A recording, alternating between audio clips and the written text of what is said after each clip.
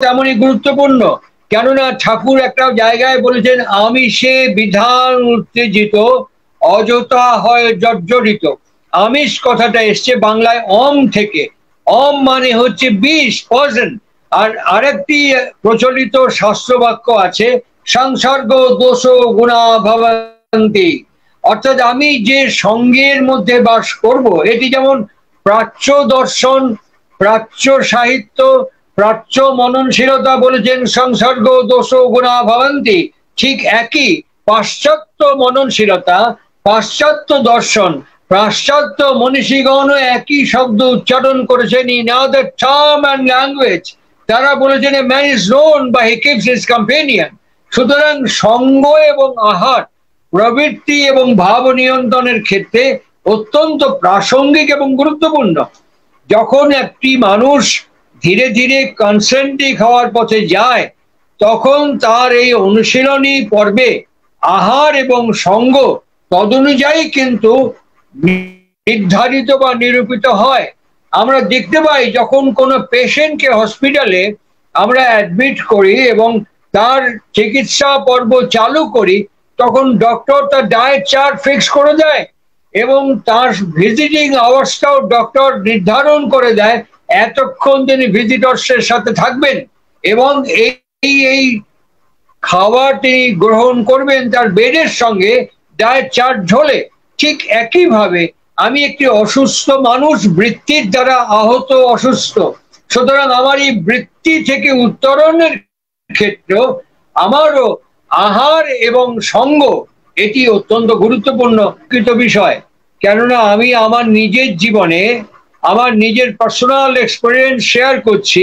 আমি from my birth আমি ঠাকুরের দীক্ষিত, আমি ঠাকুরের কাছে থেকেছি, আমি আমার জীবনে তাকে স্পর্শ করেছি, কিন্তু আমার পার্সোনাল লাইফে, আমার ব্যক্তিগত জীবনে আমি যে দুঃখ, ব্যথা, যন্ত্রণা এবং কষ্টের সম্মুখীন হয়েছি, আমার নিজের কাছেই আমার নিজের জিজ্ঞাসা বারবার আমাকে রক্তাক্ত, আহত এবং ক্ষতবিক্ষত করেছে। আমাকে বারবার প্রশ্ন করেছে, ঠাকুর ধরে ঠাকুরের পথে চলে আমার ব্যক্তি জীবনে এত দুঃখ, যন্ত্রণা, অসম্মান, কষ্ট কেন এলো? আমি নিজেই খনন করতে করতে এর উত্তরকে অর্জন করেছি এইভাবে। আমি বিশ্লেষণ করে দেখেছি, মাইক্রোস্কোপিক অ্যানালাইসিস করে দেখেছি, আমি ঠাকুরকে ধরে চলিনি। ঠাকুরের বক্তৃতা করেছি, ঠাকুরের সংগঠন করেছি, ঠাকুরের আন্দোলন করেছি, আমি নিজেকে সংগঠিত করিনি, আমি নিজেকে উদ্বেলিত করিনি। To build up from within, আমার ভেতর থেকে অক্ষরে অক্ষরে শ্রী শ্রী ঠাকুরের নির্দেশকে আমার ডেইলি রুটিন লাইফে আমি কখনো ইমপ্লিমেন্ট বা অ্যাক্টিভেট করে চলিনি। সুপারফিশিয়ালি আমি ঠাকুরকে রিসার্চ করেছি, সুপারফিশিয়ালি আমি ঠাকুরকে এক্সিবিট করেছি, সুপারফিশিয়ালি আমি ঠাকুরকে বক্তব্যের মধ্য দিয়ে প্রকাশ করেছি, কিন্তু আমার পার্সোনাল লাইফে আমি কখনো তাকে অ্যাক্টিভেট করিনি। তার ফলে আমি যা যা করিনি, সেই না করার যে ফল এবং প্রভাব, তা আমার ব্যক্তিগত জীবনে সুদ সমেত ফিরে এসেছে। আর এই দুঃখ, বিষাদ এবং দুর্যোগ আমাকে সুযোগ এবং প্রসাদে পরিণত করতে সহায়ক শক্তি হিসেবে কাজ করেছে। তাই দুঃখ এবং বিষাদ মানুষের জীবনে পরম আশীর্বাদ। পৃথিবীর অনেক মননশীল, চিন্তনশীল ব্যক্তির জীবনে দুঃখ এবং বিষাদ তাকে মহত্তর জীবন দান করেছে।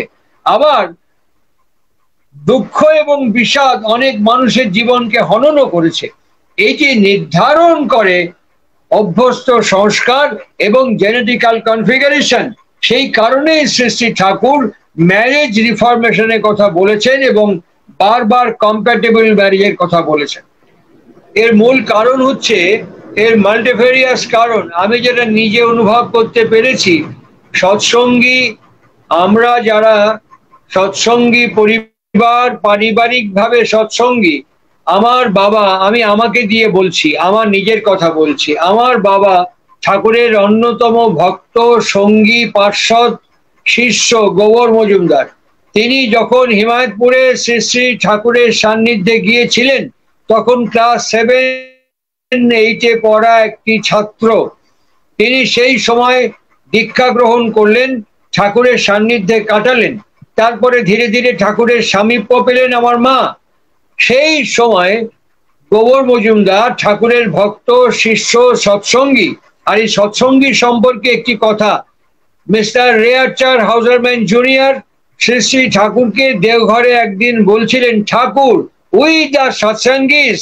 ঠাকুর সঙ্গে সঙ্গে ইন্টারাপ্ট করে বললেন, বলবি আমরা যারা সৎসঙ্গী হওয়ার চেষ্টা করছি।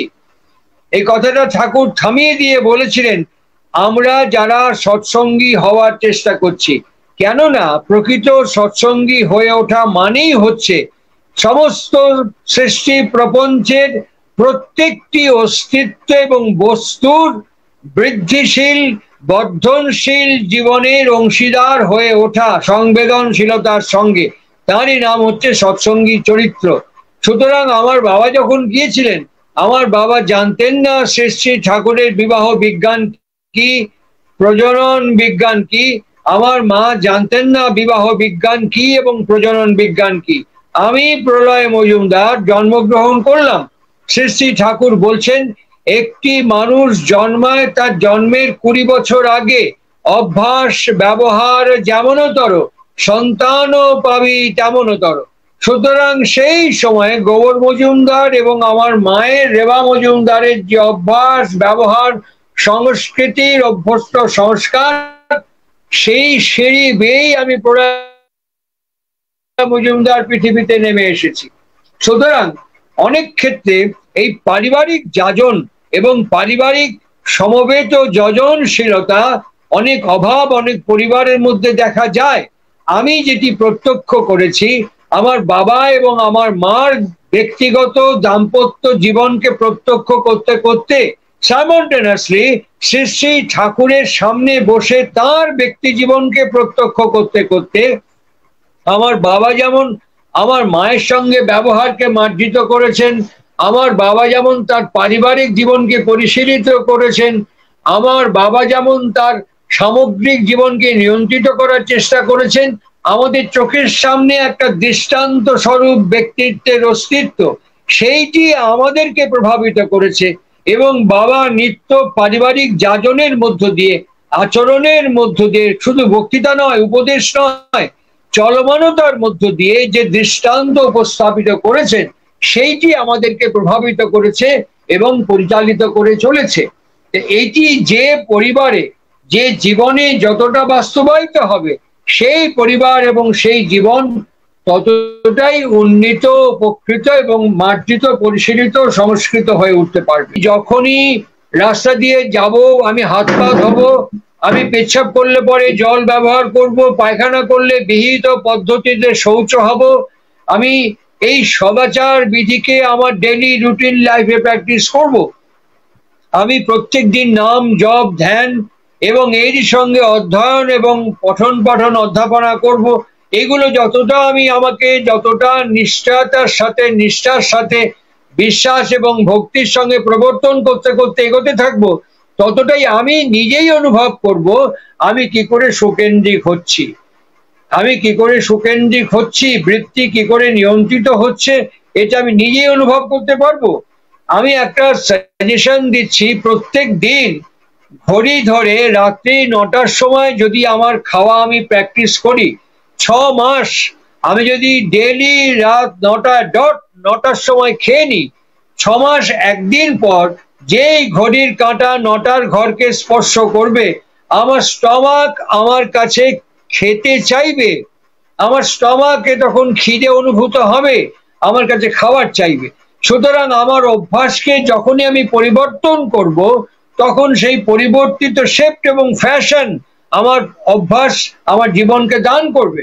ঠিক একইভাবে আমি যখনই দীক্ষা নেওয়ার পর এই অভ্যাসগুলোর পরিবর্তন এবং প্রবর্তন দুটোই যখন করতে করতে যাব, তখন সময় আমার উত্তর আমাকে জানিয়ে দেবে, আমার জীবন তাকে নিঃসন্দেহে প্রকাশ এবং প্রমাণ করে ছাড়বে। লিভিং আইডিয়াল কথাটার মানে হচ্ছে মানুষের জাগতিক পার্থিব শরীর চিরকাল পৃথিবীতে থাকে না, সেটা স্বাভাবিক, জাগতিক এবং প্রাকৃতিক নিয়মই একদিন ডিসইন্টিগ্রেটেড হয়ে যায়, একদিন ডিসইন্টিগ্রেটেড হয়ে যায়। কিন্তু তিনি যে শব্দমালা আমার কাছে রেখে যান, তিনি যে আদেশ নামা আমার কাছে রেখে যান, তার কার্যকারিতা, উপযোগিতা, প্রাসঙ্গিক প্রয়োজনীয়তা পৃথিবীতে দীর্ঘদিন স্থায়ী হয়ে থাকে বলেই শ্রী শ্রী ঠাকুর একটি বাণী উচ্চারণ করেছেন, সূর্য যেমন পূর্ব গগনে উদিত হয়ে পশ্চিম গগনে ঢলে পড়ে, পুরুষোত্তম কখনো অস্তাচলে যান না। কি যান না, কেন যান না, কিভাবে যান না? তার বাণীমালার পরিক্রমার মধ্য দিয়ে তার আদেশ নামাকে যখন আমি অনুসরণ করি, তার আদেশ নামাকে যখন আমি গ্রহণ করি, অনুসরণ করি, প্রবর্তন করি, তার মধ্যেই তার এনার্জি বুস্ট করতে থাকে। যেমন একটা ওষুধ যখন আমি খাই, ওষুধের এনার্জি, তার পোটেন্সি ওষুধের মধ্যেই থাকে। যখনই ওষুধটা খাই সেটা সরাসরি আমার স্টমাকে চলে যায় এবং স্টমাকে চলে গিয়ে আমার এফেক্টেড রিজিয়নে যখন তার ভাইব্রেশন গিয়ে পৌঁছায়, তখনই আমি সুস্থ হয়ে উঠি। ঠিক সেম অ্যানালজিতে যখনই তার আদেশনামা বাণীমালাকে আমি আমার জীবনে প্রবর্তন করতে করতে যাই, তখনই তার কার্যকারী উপযোগিতা আমার যে এফেক্টেড রিজিয়ন তাকে পরিশুদ্ধ বা সংস্কৃত করে তোলে। যেমন সদাচারে বাঁচে বাড়ে, এই সদাচারে বাঁচে বাড়ে কথাটা আমাদের কাছে দীক্ষার সময় একটু একটু শ্রুতিকটু মনে হতে পারে, কিন্তু সমগ্র বিশ্বে এই যে করোনার ডিভাইস এখন চলছে, এই করোনার প্রেক্ষিতে বা ওমিক্রনের পরিপ্রেক্ষিতে ওয়ার্ল্ড হেলথ অর্গানাইজেশন যখন আমাদেরকে বলে হাইজেনিক লাইফকে লিড করতে হবে, হাইজেনিক ওয়েতে আমাদের চলতে হবে, এটির কার্যকারিতা আমরা এখন নতুন মনে হচ্ছে না। দীক্ষার সঙ্গে সঙ্গে আমরা শুনেছি সদাচারে বাঁচে বাড়ে, লক্ষ্মী বাধা তার ঘরে, সদাচারে রত নয়, পদে পদে তার ভয়। দীক্ষার কার্যকারিতা এইখানেই। আমরা দীক্ষা নিয়ে শ্রী শ্রী ঠাকুরকে আদর্শ হিসেবে স্বীকার করে, গ্রহণ এবং বরণ করে যখনই তার এই আদেশ নামাকে আমাদের ডেইলি রুটিন লাইফে প্রবর্তন করেছি, তখনই করোনা মহামারী নিলেও যারা এই ব্রতকে, এই নির্দেশকে অনুশীলন এবং অভ্যাস করেছেন, তাদের জীবনে বা তাদের সংসারে মহামারী হয়ে ভয় হয়ে দেখা দেয়নি। This is the significant and utilization. আদর্শ, দীক্ষা এবং গুরুকরণ আমাদের অন্ধকার থেকে আলোতে উত্তরণ ঘটাতে সহায়ক শক্তি হিসেবে কাজ করে।